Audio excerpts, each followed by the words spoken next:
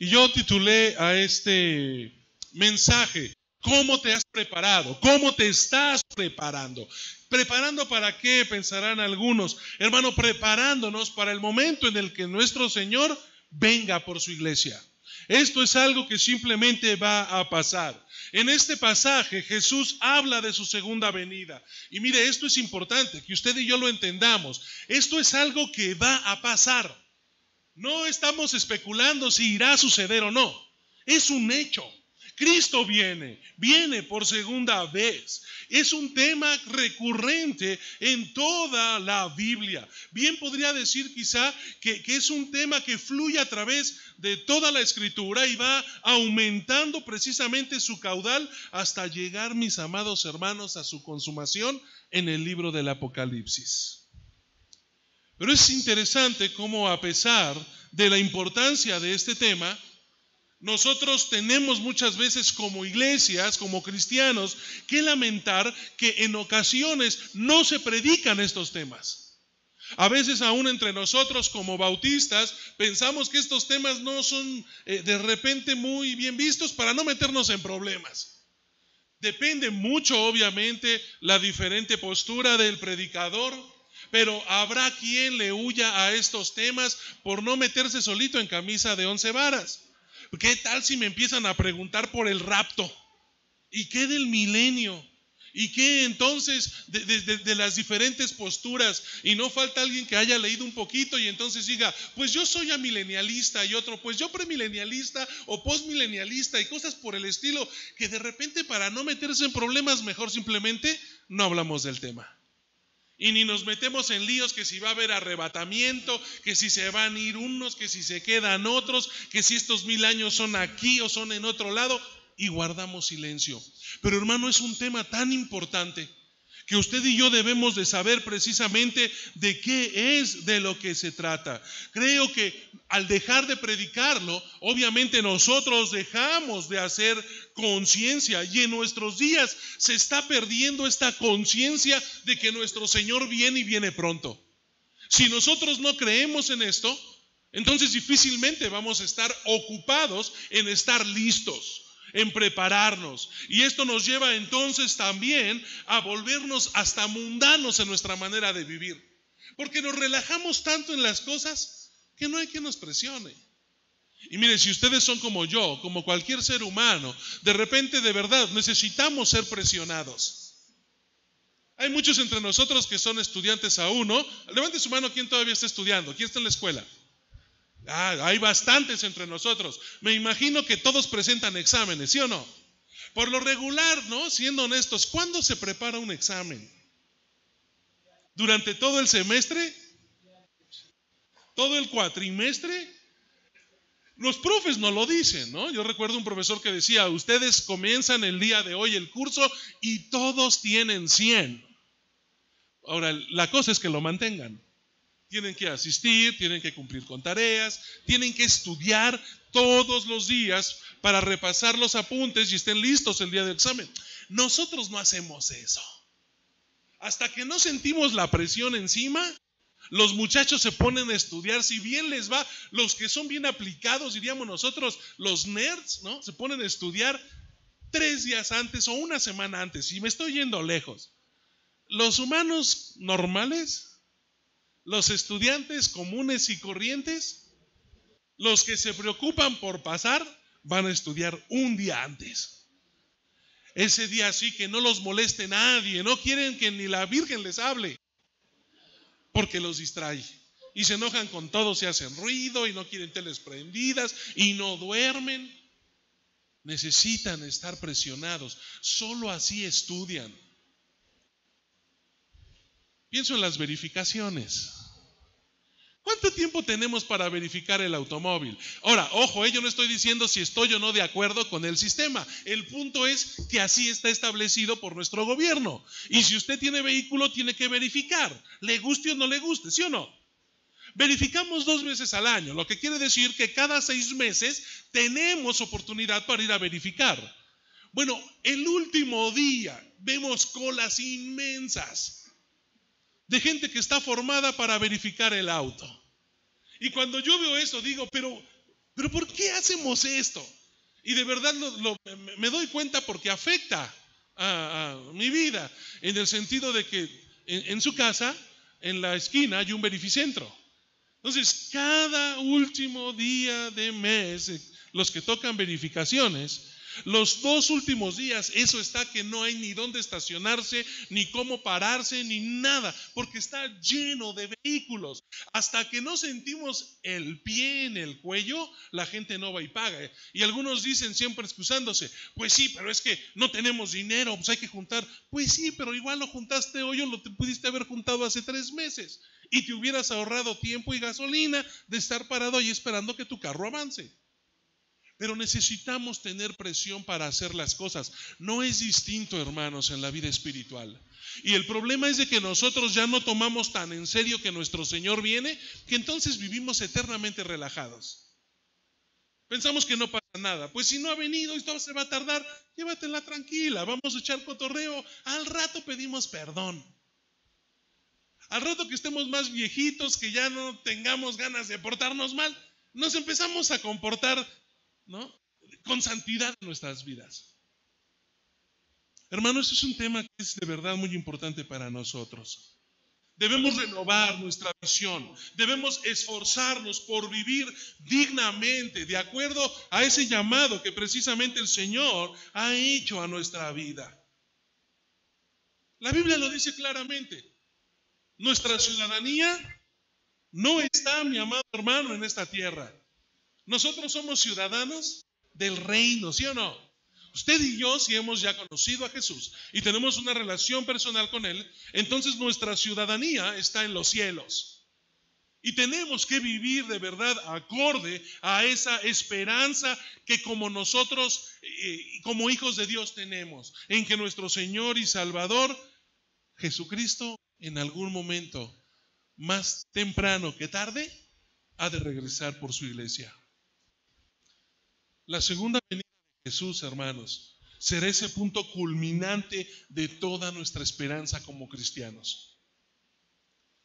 De verdad, aquel que no esté viviendo esperando que Jesús llegue en la noche, no está viviendo como debe de vivir. Es así de simple. Y yo sospecho, porque lo hago yo mismo, en muchas ocasiones nosotros no vivimos de esta forma. Algún día el Señor vendrá, cuando el Padre lo disponga. Pero muchos de nosotros quizá vivimos con la seguridad que ni nos va a tocar a nosotros. Eso ni usted ni yo lo sabemos. Lo que sí sabemos es que debemos entonces prepararnos para cuando el Señor así lo disponga. Es ahí que mientras usted y yo tenemos responsabilidades y hay formas de esperar esa segunda venida. Y es ahí en donde entra precisamente el tema que nos compete en esta tarde. ¿Cómo, mi hermano, tú te estás preparando? ¿Cómo te estás preparando para rendirle cuentas al Creador? Para rendirle cuentas a tu Señor y Salvador. Mire, si yo entiendo bien, todos los versículos que leímos, yo me voy a enfocar solamente en uno, porque encuentro allí 3 palabras, 3 verbos que son importantes para nosotros y que según yo pude entender y escuchar lo que el Señor quería que compartiera con ustedes esta tarde, tenemos que hacer. Y la primera palabrita allí en el versículo 33 nos dice, mirad, mirad. Y cuando yo pensaba en, bueno, ¿y qué miro? Como que ¿qué veo? El Señor me decía, tú tienes que mantenerte alerta. El hecho de ver es mantenerte alerta. Miren, a lo largo de este discurso que pudiéramos tratar como un discurso profético que el Señor les está dando a sus discípulos, Él indicó que su segunda venida va a ser precedida por muchas señales. Lo acabamos de leer, ¿sí o no? Va a haber aparición de falsos profetas, gente que se dice ser cristiana, gente que se dice venir en el nombre de Jesús y predican todo excepto el evangelio de Cristo. Abundancia, prosperidad, bienestar, felicidad, que todo tu dinero, que si eres hijo del rey, y un rey cuando es pobre, y si entonces eres hijo del rey, eres príncipe, y si eres príncipe, pues mereces tener con qué echar las enchiladas, ¿no? predican de todo excepto del Señor. Se han levantado grupos a lo largo de la historia que incluso se guían por algunos que se dicen ser mesías. Famosos estos grupos como el de David Koresh en Texas, en donde él después provocó un genocidio, suicidio masivo, y sectas de ese tipo que se levantan y predican a lo largo del mundo evangelios que no son los de Cristo. Eso está pasando. Guerras, mis amados hermanos, en donde la gente muere, gente inocente muere, guerras que producen hambres, pestes, situaciones de índole natural, terremotos, maremotos, persecución entre los mismos cristianos. El Señor dijo que tiene que haber una predicación universal del evangelio. Y creo que la iglesia está haciendo sus esfuerzos. Nosotros, hermanos, haremos bien en estar atentos a todos y cada uno de estos indicadores, pero ninguno de ellos nos permite fijar con exactitud la fecha en la que nuestro Señor Jesucristo va a venir. Mire, yo se lo digo con toda seguridad y certeza, porque es lo que entiendo en la Biblia. Cuando usted escucha que alguien le dice cuándo se va a acabar el mundo y cuándo Cristo va a venir, usted tiene toda la autoridad para no creerle. O una, es mentiroso, o dos, es ignorante. Porque no sabe. Y sí, hay gente que peca por ignorancia. Hablan a lo tarugo, no leen la Biblia y entonces escuchan y después hablan cualquier cosa. Eso es pecar en ignorancia. Eso es enseñar algo de lo cual yo no sé. Pero hay quien sí sabe y por alguna razón, por lo regular es por conveniencia, pues entonces te espanto y enseño falsas doctrinas. Y si yo quiero que ustedes me hagan rico, pues yo les predico que esto se va a acabar, al menos que aplaquemos la ira de nuestro Señor y pues cáiganle con sus diezmos y sus ofrendas de manera abundante, porque solamente ahí el Señor se podrá dar cuenta de lo que hay en nuestro corazón. Nosotros debemos de tener cuidado, mis amados hermanos, porque las palabras de Jesús no podían ser más claras. De aquel día y la hora nadie sabe, dice, ni los ángeles, ni aún el Hijo, sino solamente el Padre. El apóstol Pablo de hecho lo ilustra, hermanos, ¿no?, diciendo que Él vendrá como ladrón en la noche. ¿Los ladrones avisan? De tarugos, si no nos prepararíamos para que no nos robaran. Pero el ladrón cae de sorpresa cuando menos lo esperan. Esto explica las exhortaciones que el Señor nos hace de permanecer alertas, de estar atentos a lo que está pasando. Mantenernos alertas tiene que ver con no olvidar, hermano, que la segunda venida de Jesús es inminente. No debe de haber duda tal en nuestro corazón de que el Señor está por venir. No debe haber duda alguna de que esto se va a cumplir. Y nuestro deber entonces es vivir de tal manera que en el momento en el que el Señor decida regresar, usted y yo estemos listos para recibirlo. Me acuerdo tanto de una hermana, es mamá de una hermana que queremos mucho en Kentucky. Esta hermana ya falleció. Pero era una linda hermana, de estas viejitas como de película. Hermana chaparrita, cabello cano, ¿no? Totalmente blanco, cabello chinito, unas chapas muy lindas. Era una mujer linda, linda, linda. Su esposo había sido pastor en Chile. Y esta hermana, yo la admiré mucho porque ella prestaba demasiada atención a las hermanas jóvenes y sobre todo a las que estaban casadas. También atendía a las solteras, pero ella sobre todo se preocupaba por las casadas. Y ella le decía a su esposa: oye, hermana, es la última vez que yo te vengo a ver y te encuentro a esta hora del día toda fodonga. ¿Qué te pasa? ¿Tú crees que tu marido te va a ser fiel si todos los días que llega a tu casa te encuentras así? Luego te quejas de que ande ahí de ojealegre en la calle, si cuando llega a su casa lo primero que ve es lo que no quisiera ver. Algunos dicen que no, la mujer es pura vanidad y que no deberían de... Los varones nos enojamos de todo el maquillaje que las mujeres gastan, ¿no? Pero hermano, no se enoje de verdad, Pecado es no gastar en eso. Esta hermana animaba a las mujeres a atender a sus maridos, a estar siempre listas. Decía ella que cuando llegue, él siempre te encuentre bella, te encuentre bonita, como para que tú le estés diciendo sin palabras que te lleve a dar la vuelta, que te invite al cine, que te presuma en la calle. Estar atento, hermano, estar atento. Pero si él llega con ganas de invitarte al cine y te ve toda fodonga, en lo que te bañas y arreglas, ya se le quitaron las ganas. Quizá el de lo cansado hasta se quedó dormido en el sofá. Estar alerta, estar atento. Nosotros tenemos que vivir en santidad. Estar alerta, mi amado hermano, es saber que no podemos descuidar el llamado que tenemos de ser testigos fieles de Cristo Jesús. Es saber que no hay mañana. Mantenernos alertas es no bajar la guardia, no relajar, hermano, nuestro compromiso con Dios. Es no permitir que el mundo tome el control de nuestros deseos, que el mundo tome el control de nuestros anhelos. Es evitar aquellos famosos, pues ¿qué tanto es tantito? Una no es ninguna, hombre, pues échate otra. Pues al final todos lo hacen. Pues todo el mundo lo hace, ¿por qué yo no? Hermano, estar alerta es saber que usted y yo fuimos escogidos y tenemos un llamado a permanecer fieles y en santidad a Dios. Usted y yo fuimos llamados a cuidar nuestro testimonio, a hacer luz en medio de las tinieblas. No relajes tu compromiso con Dios.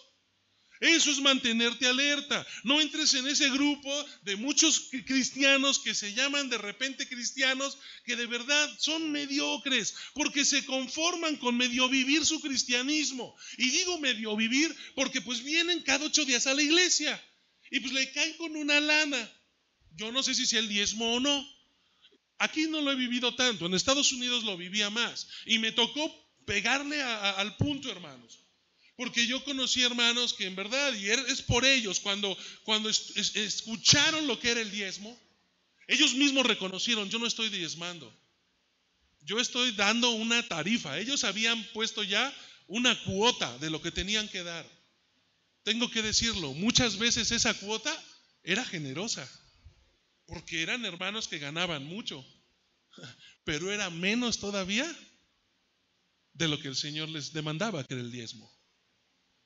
Entonces la hermana que contaba los dineros me decía, no, pero no les diga, pues, si se enojan y nos lo quitan, y ya ni eso, ahí sí se va a poner buena la cosa. Es que no es que yo lo diga, enseñamos la verdad. Ya cada quien sabrá el compromiso que tiene o no con Dios, pero desde mi punto de vista no es lo mismo poner una cuota o una tarifa a dar el diezmo. Es distinto, ¿no es cierto? Habla otra vez de compromiso. Hermano, en esto de que estamos hablando del testimonio es exactamente lo mismo.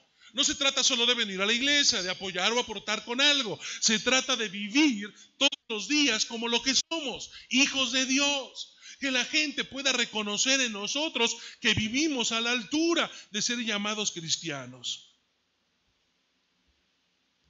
Porque estos hermanos, la verdad, y tengo que decirlo así, quien vive de esa forma, vive a medias. Ni están comprometidos con Cristo al grado de ser un testimonio fiel y ejemplo a todos. Y la verdad es de que cuando pecan tampoco lo disfrutan como se debe, porque traen la carga de que están pecando. Hermano, vivir de esa manera es terrible. Es terrible. Sin compromiso con Dios, pero al mismo tiempo sintiéndose culpables cada vez que le fallan a Dios. Recuérdalo, mi hermano, debes de mantenerte alerta. Debes de mantenerte alerta. Pero hay una segunda palabra que aquí llama mi atención y es velad. Y este velad a mí me dice que debemos de mantenernos en guardia. Mantenernos en guardia, no solamente alertas, no solamente viendo lo que está pasando, sino listos para enfrentar lo que está pasando. El hecho de que el hijo no supiera, hermano, cuándo es el momento de su segunda venida, de repente desconcierta a muchos. A ver, ¿no decimos nosotros que Cristo es Dios? Y nosotros también decimos que Dios es omnisciente, ¿sí o no? Es decir, Él todo lo sabe, es todopoderoso. ¿Cómo entonces tú me dices que Él no sabe cuándo va a regresar? ¿Cómo es que Cristo no? O entonces no es Dios. No, hermano, la Biblia no se está contradiciendo. En muchas partes del evangelio, de los evangelios, nosotros vemos cómo Jesús manifiesta esta omnisciencia divina. Un ejemplo muy claro, lo acabamos de vivir semanas atrás. Jesucristo, su muerte, también anunció su resurrección. ¿Alguien más lo sabía? Claro que sabían que esto iba a pasar, pero muchos no sabían que era Él el que lo iba a vivir. Jesús tiene el control. Lo vimos. Él mismo tiene el control hasta de su propia muerte. Él decide cuándo es el tiempo de ir y morir.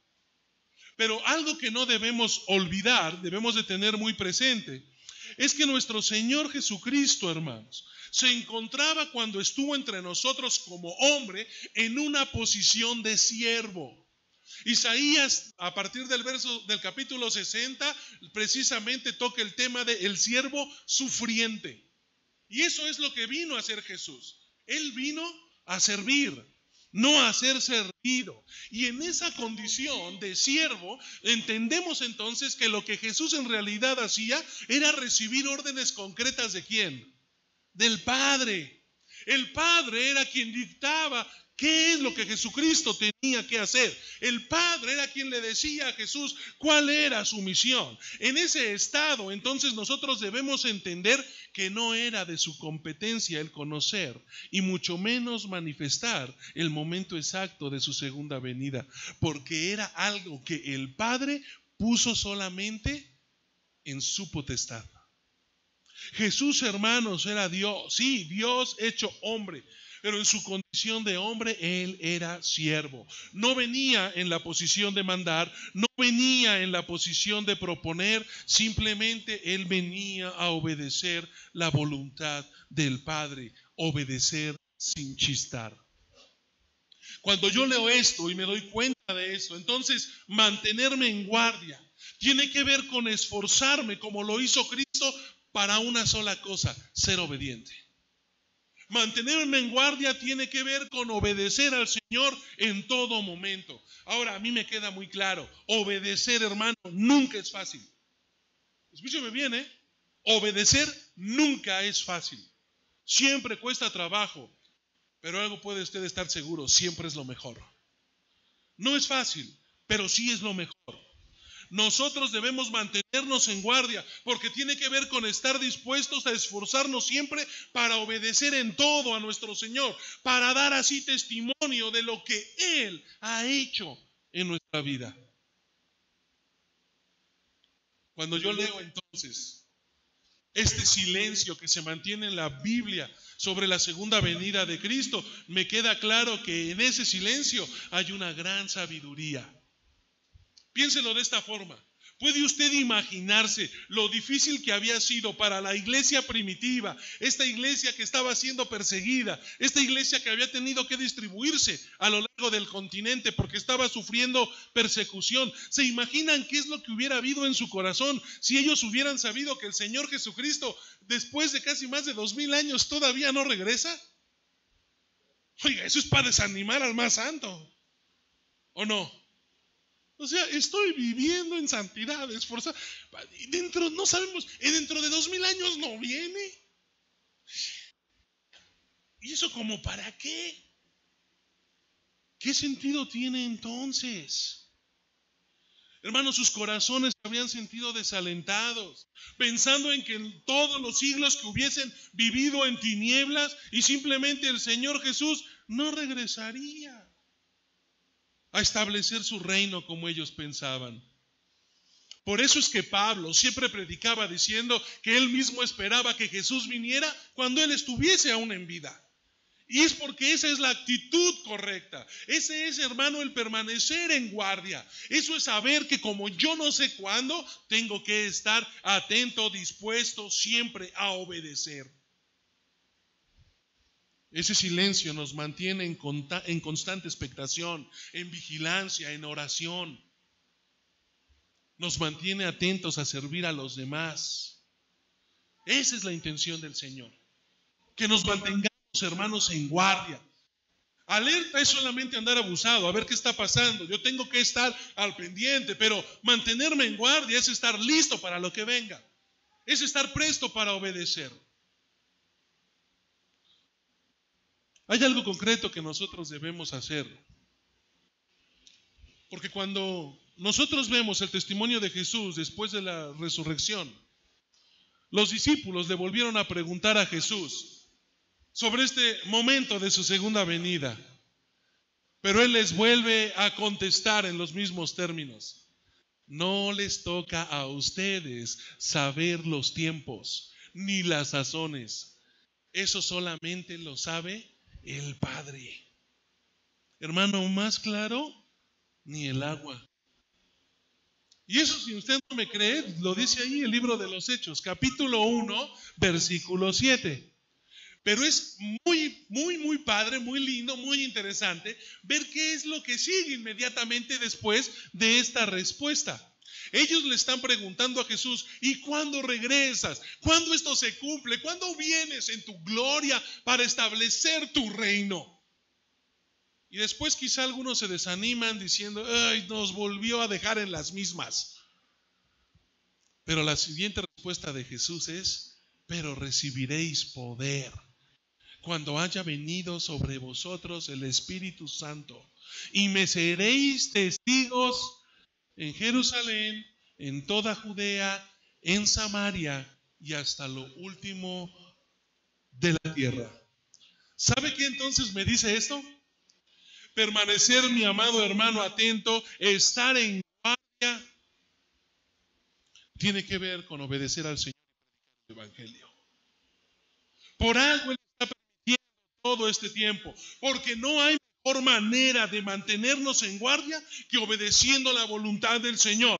Y no hay mejor forma de ser obediente a la voluntad de Dios que predicando el Evangelio de Cristo Jesús a aquellos que aún no lo conocen. Con nuestra palabra, sí, pero también con nuestra vida.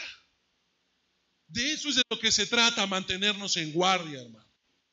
Usted debe de estar atento, debe de estar preparado a que venga el Señor. Tiene que estar en guardia, obedeciéndole en todo momento y aprovechando toda y cada oportunidad que Dios le dé para predicarle a aquel que no lo conoce, que solamente Jesucristo es el camino, la verdad y la vida. Y nadie verá al Padre si no es a través de Él. Eso es permanecer en guardia. El Señor entonces y yo nos mantengamos alertas, pero también quiere que nos mantengamos en guardia. Esto me hace pensar, mi amado hermano, en una tercera cosa que usted y yo podemos hacer en preparación a la segunda venida de Cristo. De hecho, yo tendría que quizá decir que sin este tercer punto simplemente usted y yo no podríamos lograr el primero y el segundo. Porque usted y yo, hermano, debemos mantenernos en comunión. Por eso el Señor dijo, mirad, dijo, velad, pero al final dijo, orad. Orad.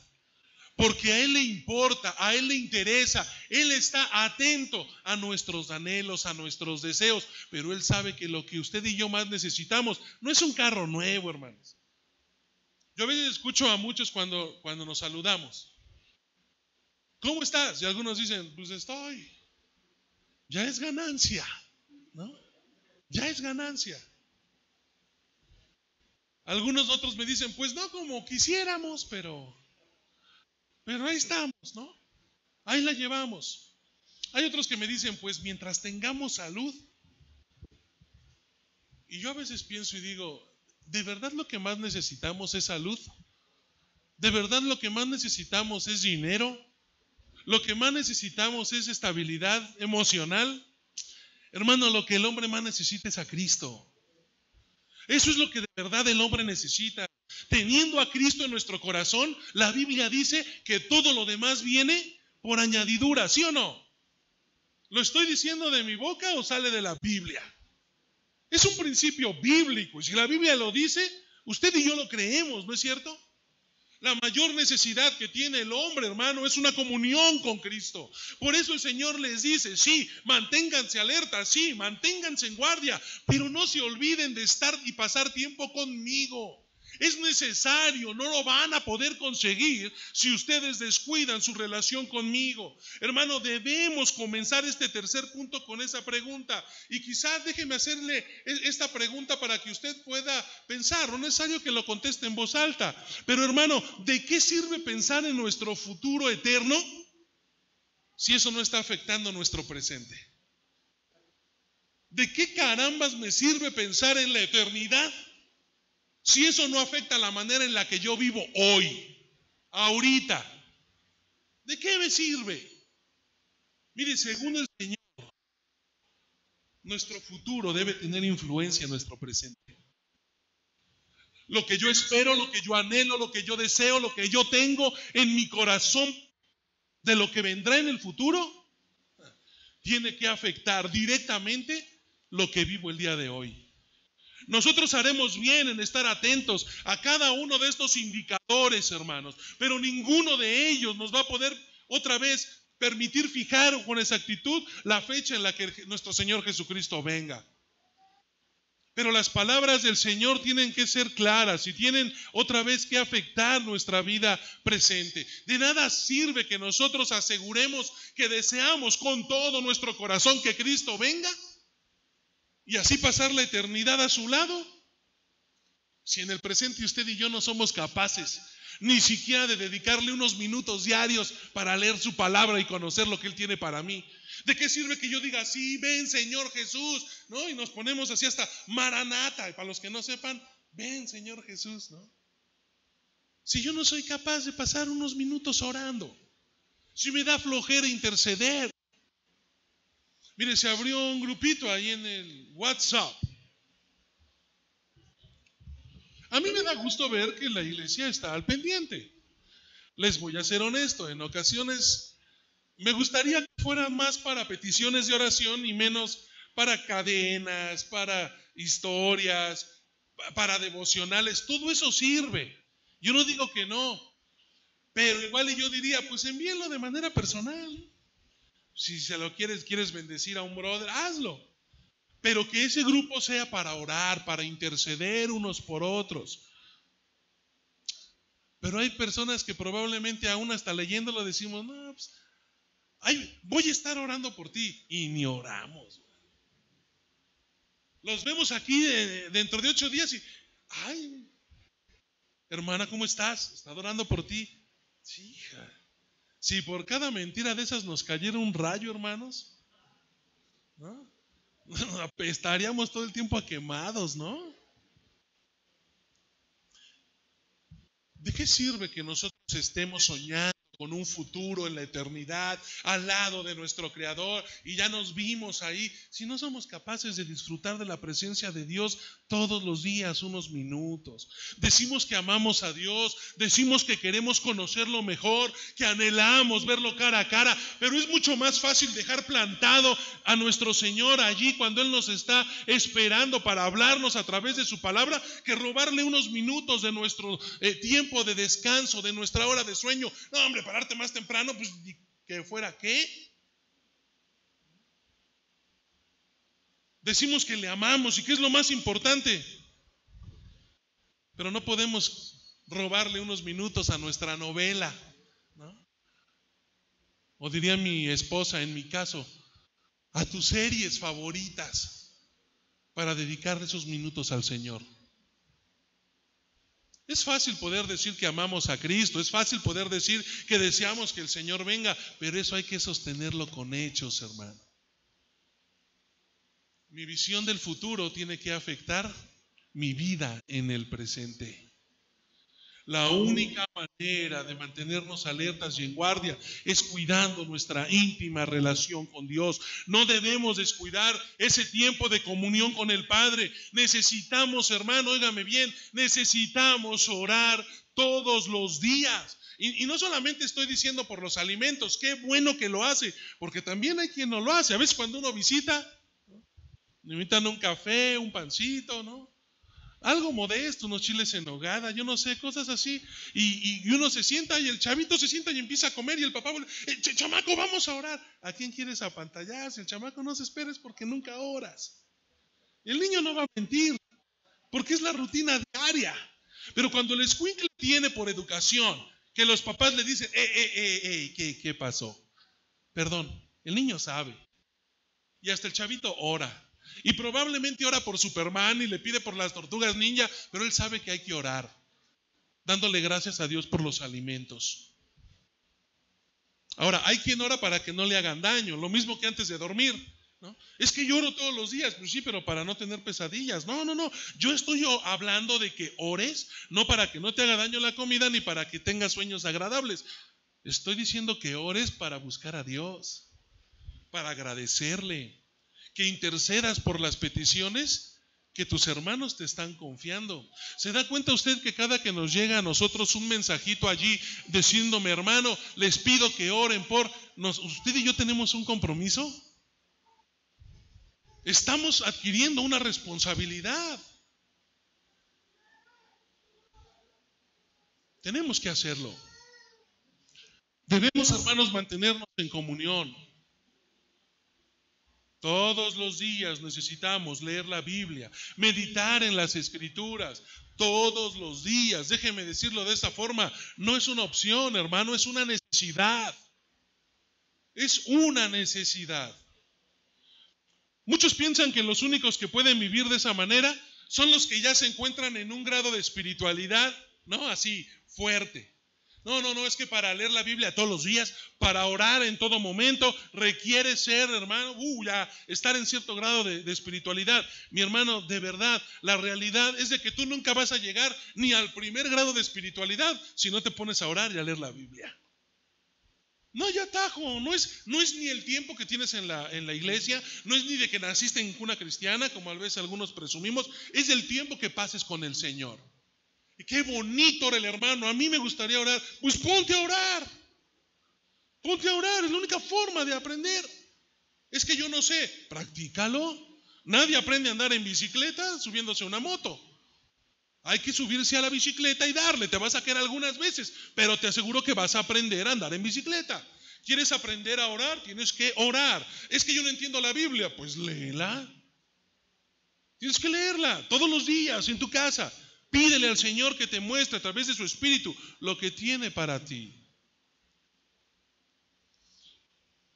Hermano, el primer paso para la madurez espiritual es comprometernos con el Señor en nuestra relación espiritual. Mire, una relación, hermano, una relación crece y se fortalece en medida que nosotros le dediquemos tiempo. Yo no sé, otra vez, igual y soy muy poco romántico, pero yo no creo en el amor a primera vista. Esa es atracción. Acabo de regresar de Estados Unidos y de California. Fuimos a un par de playas por allí. De verdad que uno regresa hasta enojado. Puras muchachas feas encuentra uno allí, ¿no? Y anduvimos dándonos unas vueltas en la noche. Esos lugares que hay que visitar, hermano. Ya cuando uno está y dice, pero si no hubiera sido es como no haber ido. Y le estoy hablando de ir a Estudios Universal, estoy hablando de ir a este famoso Paseo de la Fama, en donde están las estrellas que todo mundo pisa, pero hay que ir al Paseo de la Fama en Hollywood, ¿no? A tomarte una foto ahí con las letras, el letrerote ahí de Hollywood para decir que estuviste allí. Anduvimos conociendo zonas como el famoso Beverly Hills y cosas por el estilo. Son cosas muy lindas, son cosas muy bonitas. Yo puedo ver mujeres muy guapas y decir, wow, ahí de verdad que Dios no perdió el tiempo, ¿no? Y sus padres la hicieron con amor, porque está guapa, pero eso no es amor. No por ver una chica guapa yo me enamoré. Se ven bonitas y atraen. Y lo mismo con los hombres, ¿no? Digo, no nada más las chicas van a la playa. Pero el punto es, el amor no nace solo de haber visto una cara bonita, un cuerpo escultural. En una relación en amor crece dependiendo del tiempo que le dedicamos a eso. Y mire, siempre lo digo de esa forma, con un ejemplo medio burdo. Pero todos pasamos por la escuela, ¿sí o no? Aunque haya sido primario, hermano, pero terminamos un grado. Cuando empieza el año, ¿no? Y uno ya está más crecidito, Chale, me tocó en el grupo donde puras feas, puras federales, no hay ni una guapa. Hubiera tocado en aquel o en el otro. Empiezan a pasar los meses y a mitad del año uno dice, pues fíjate que la Panchita pues, ni está tan fea, ¿no? Y aquella está bonita, mira, tiene bonita letra, ¿no? Empezamos a verlas con otros ojos, ¿sí o no? Esto es por la relación. Nos damos cuenta que son buenas estudiantes, que son niñas de casa, ¿no? Que son distintas. Bueno, yo no sé, eso era en mis tiempos, ¿no? Que no hablan como cartoneras, que no andan ofreciéndose en todos lados, que se visten recatadamente. No es lo que uno de repente buscaba. Y eso hace que se nos vaya quitando a los hombres lo feo, ¿no? Es caballeroso, es atento, no es lucido, es buen estudiante, es el mejor jugador de fútbol o de básquetbol. Eso nos va quitando lo feo. No es otra cosa más que la relación, hermano. Las relaciones. Eso es lo que va haciendo que esa relación vaya creciendo al grado de poder decir, me gustaría, ¿no? Intentar conocerla un poco más. Y entonces las invitamos al cine o a tomar un helado, probablemente a empezar una relación un poco pues más íntima de noviazgo, conocernos con miras de poder pasar el resto de nuestra vida juntos. Pero eso, mi amado hermano, se da dedicándole tiempo. Con Jesús no es distinto. De veras usted quiere ser un apasionado por Jesús, quiere enamorarse de Él, quiere obedecerlo, tiene que pasar tiempo con Él. No hay secreto. No hay más, hermano. Esto no se da de la noche a la mañana. Usted tiene que esforzarse para pasar tiempo con Él. ¿Cuánto tiempo, mi amado hermano, le estás dedicando a tu comunión con Cristo? ¿Cuánto tiempo le estás dedicando a la oración? ¿Cuánto tiempo le estás dedicando, mi amado hermano, a leer la Biblia todos los días? Nadie puede aspirar a ser más grande que el tiempo que le dedique a fortalecer su relación con Cristo Jesús. Por eso es que debemos mantenernos en comunión.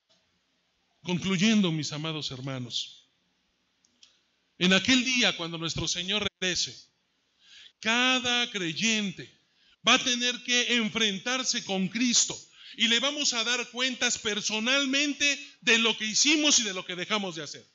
Ese día, mi amado hermano, usted va a darle cuentas porque Él se entregó. Él sufrió, Él pagó en la cruz para liberarlo a usted de su pecado, de esa manera de vivir pecaminosa. Él murió en esa cruz para que usted pudiera tener vida nueva en Cristo Jesús. ¿Qué pasará, mi amado hermano, si en aquel día, al estar cara a cara con ese Cristo majestuoso en toda su gloria, usted tiene que reconocer que ha desperdiciado todas las oportunidades que los sufrimientos de Cristo le consiguieron? La Biblia nos advierte que un creyente así se va a avergonzar ante Cristo en ese día de su venida.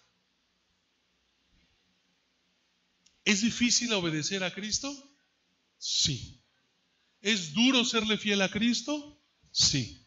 Pero va a ser mucho más duro ver a Cristo a la cara cuando nos pida cuentas si usted y yo hicimos lo que quisimos y no lo que Él nos ordenó. Quiero terminar con las mismas palabras con las que acaba literalmente la Biblia. El Apocalipsis, en su capítulo 22, verso 20, dice que Él da testimonio de estas cosas diciendo, ciertamente vengo en breve. Amén. Sí, ven, Señor Jesús. Si la Biblia termina de esta manera, es porque el Señor quiere que lo tengamos presente. Nuestro Señor viene, hermano, y viene pronto. ¿Cómo te estás preparando para recibirlo? Vamos a orar. Bendito Dios y Señor, te quiero dar gracias en esta tarde por tu palabra. Gracias porque nos recuerda, Señor, lo importante que es tener presente que tú vienes, Señor. y vienes pronto. Ayúdanos de tal modo que nos mantengamos alerta, que estemos en guardia, que no descuidemos nuestra relación, nuestra intimidad, nuestra comunión contigo. Pon esa carga en nuestro corazón. Permite que no dejemos llevarnos por lo que el mundo ofrece, que nada nos distraiga de lo que realmente es importante, que el pensar, Señor, en la eternidad nos lleve a ocuparnos del presente. Ayúdanos, Señor, a parecernos más a Jesús y a ser fieles testigos de Él. Te lo pido, Padre Celestial, en el nombre poderoso de nuestro Señor y Salvador Jesucristo. Amén.